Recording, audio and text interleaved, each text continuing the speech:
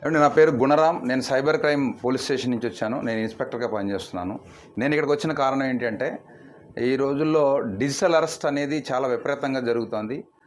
Digital arrest జరగడానికి కేంద్ర బిందువు బ్యాంక్. అది ఎస్బీఐయా, యాక్సిస్ బ్యాంకా, ఇంకో బ్యాంకా, ఏదైనా ఒక బ్యాంక్. నేరం అనేది ఖచ్చితంగా ఇక్కడి నుంచి జరుగుతుంది. ఆ జరుగుతున్నట్టు నేరం ఏ విధంగా జరుగుతుందన్న దాని మీద మీ అందరికీ అవగాహన ఉండాల్సిన అవసరం ఉంది. డిజిటల్ అరెస్ట్ పేరుతో లేకపోతే ఈ సైబర్ క్రైమ్ ఫ్రాడ్స్ పేరుతో సుమారుగా మన ఆంధ్రప్రదేశ్లో ఈ సంవత్సరం అంటే జాన్యువరి నుంచి ఇప్పటివరకు 800 కోట్ల రూపాయలు పైబడి డబ్బులు పోయినాయి అంటే ఒక్కసారి మీరు గమనించండి. బ్యాంక్కి ఏదో కస్టమర్ వచ్చాడు, ఆయన డబ్బులు ఆయన ఇష్టం కదా, ఆయన ఏదో పేరు చెప్పాడు, నేను రాసేసుకున్నాను, ఆ పేరు కరెక్ట్గానే ఉంది, నేను చెక్ చేశాను, నా పైన ఆయన చెక్ చేశాడు, ఆ పైన ఆయన చెక్ చేశాడు, పంపించేశాం అంటే కుదరదు. ఎందుకంటే ఇంటర్నెట్ బ్యాంకింగ్ ఫెసిలిటీ పేరుతో మీరు చాలా ఫెసిలిటీస్ మీ కస్టమర్స్కి మీరు ఏర్పాటు చేశారు. మీలాగే భారతదేశంలో అన్ని బ్యాంకులు ఏర్పాటు చేశాయి. కానీ ఏర్పాటు చేసిన దాన్ని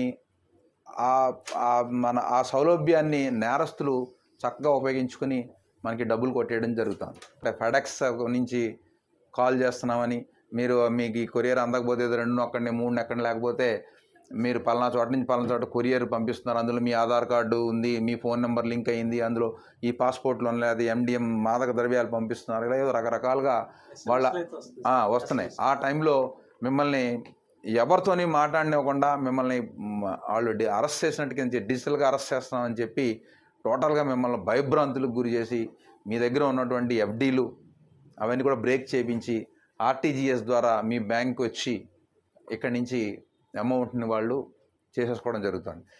ఈ ప్రాసెస్ అంతా ఎలా జరుగుతుంది? మేము అన్ని కేసుల్ని పరిశీలించిన తర్వాతన మేము టోటల్గా CP గారు మా టీం అంతా కూడా మేము ఒక క్వశ్చనేర్ తయారు చేయడం జరిగింది. ఇది క్వశ్చనేర్.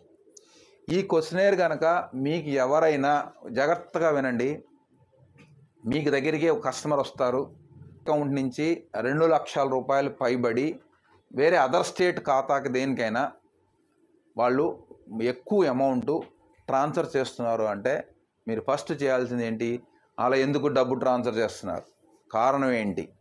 వాళ్ళు ఏదో చిన్న వాళ్ళు భయంలో ఉంటారు. అది మీరు గమనించాలి.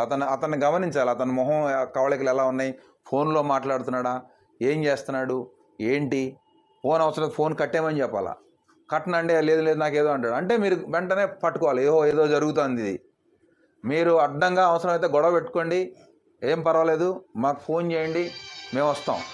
ఇప్పుడు మొన్న ఇదే SBI బ్యాంకులో 1,25,00,000 ఒక్కసారిగా వెళ్ళిపోయినాయి. మళ్ళీ ఇదే SBI bank Tiruvuru branch manager గారు వచ్చిన అబ్బాయిని గమనించి చేయడం వల్ల 60 లక్షల రూపాయల ఫ్రాడ్ ఆపగలిగాడు. ఇదే మహబూబ్ నగర్లో SBI బ్రాంచ్లో ఇలాగే ఒక బ్యాంక్ మేనేజర్ గారు వెంటనే మాట్లాడి అక్కడ కూడా ఆపగలిగాడు. మీరు కొన్ని క్వశ్చనేర్ వాళ్ళు ఖచ్చితంగా మీరు అడగాలి. ఆ క్వశ్చన్ ఏం అడగాలి అన్నది నేను మీకు చదివి వినిపిస్తాను. ఈ ఖచ్చితంగా మీ మైండ్లో, అందరి మైండ్లోనూ ఉండాలి. అటెండర్ దగ్గర నుంచి బ్యాంక్ మేనేజర్ వరకు ప్రతి వాళ్ళు కూడా ఈ విషయం గురించి తెలుసుకుని ఉండాలి. లేకపోతే కనుక ఖచ్చితంగా క్రైమ్ ఇక్కడి నుంచే జరుగుతుంది, బ్యాంక్ నుంచే జరుగుతుంది. దీన్ని ఏదో బరువు, ఇది బర్డెన్ అయిపోతుంది, నేనెందుకు అడగాలనేది కాకుండా మీరంతా కూడా ఖచ్చితంగా బాధ్యతగా ఫీల్ అయ్యి ఒక గుడ్ ఫెయిత్తో మీ కస్టమర్ని సైబర్ నేరం నుంచి నివారించాలి అనేటువంటి గుడ్ ఫెయిత్తో మీరు ఇక్కడి నుంచి పనిచేయాల్సిన అవసరం ఉంది. ఇలా చేస్తేనే, మనందరం కలిసికట్టుగా ఇలా చేస్తేనే ఈ నేరాల్ని అరికడతాం. దీని గ్రావిటీ ఎంత ఉంది అంటే లాస్ట్కి మన దేశ ప్రధానమంత్రి గారు మన్ కీ బాత్ కార్యక్రమంలో డిజిటల్ అరెస్ట్ గురించి చెప్పేటువంటి పరిస్థితి వచ్చింది అంటే ఈ నేరం తాలూకా తీవ్రత ఏ విధంగా ఉందో మీరంతా గమనించాలి. మళ్ళీ ఫామ్ నెక్స్ట్ ఎవరికో పంపిస్తారు, నెక్స్ట్ బ్యాంకు మీరు వచ్చింది కదా అని ఇలా గీసేసి సంతకాలు పెట్టేసేసి మనం ఇలా చేసేస్తామంటే మాత్రం ఇక్కడి నుంచి కుదరదు. తేడా వచ్చిందంటే మీరు కూడా కేసుల్లో ఇరుక్కుంటారు. టార్గెట్ పీపుల్ ఎలా గుర్తించాలి అంటే 2 లక్షల రూపాయలు పైబడి తన SB అకౌంట్ నుంచి, సేవింగ్స్ అకౌంట్ నుంచి ఎవరైతే నెక్స్ట్ కరెంట్ అకౌంట్స్ ఉంటాయి కదా, ఆ కరెంట్ అకౌంట్కి RTGS ద్వారా ట్రాన్స్ఫర్ చేయాలని అనుకుంటారో వాళ్ళని మీరు ఫస్ట్ టార్గెట్ గ్రూప్గా మీరు గుర్తించి అయ్యా ఎందుకు చేస్తున్నారు, ఏం క్వశ్చన్ అడగాలంటే మీ పేరుతో అరెస్ట్ వారెంట్ జారీ అయిందని ఎవరైనా మిమ్మల్ని భయపెట్టారా, మీరు స్పందించకపోతే వెంటనే అరెస్ట్ ఆర్డర్ అమలవుతుందని బెదిరించారా? మీ మీద నాన్ బెయిలబుల్ కేసు నమోదైందని చెప్తున్నారా? మీ కేసు లా ఎన్ఫోర్స్మెంట్ ఏజెన్సీలకు పంపించామని బెదిరిస్తున్నారా? అరెస్టుకు ముందు ఇది మీకు చివరి హెచ్చరిక అని బెదిరించారా? మీ ఖాతాలో అనుమానాస్పద లావాదేవీలు గుర్తించామని చెబుతున్నారా? మీ ఫోన్ నెంబర్ క్రిమినల్ కార్యకలాపాలకు లింక్ అయిందని భయపెడుతున్నారా? విదేశాలకు కొరియర్ ద్వారా పంపుతున్న ల్యాప్టాప్లు, పాస్పోర్ట్లు, సిమ్ కార్డులు, మాదక ద్రవ్యాలు వంటి నిషేధిత వస్తువులు మీ పేరుపై ఉన్నట్లు ఎయిర్పోర్ట్లో గుర్తించామని చెబుతున్నారా? మీరు నిషేధిత కంటెంట్, ఉదాహరణకు చైల్డ్ పోర్నోగ్రఫీని యాక్సెస్ చేశారని ఎవరైనా బెదిరించారా? ఈ లావాదేవీకి సంబంధించిన వ్యక్తి మీకు వ్యక్తిగతంగా తెలుసా?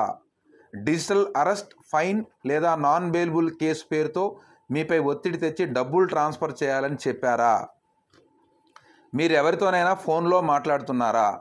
సిబిఐ, కస్టమ్స్, ఈడీ లేదా పోలీస్ అని చెప్పి మీకు వీడియో కాల్ చేసి చూపించి భయపెట్టారా?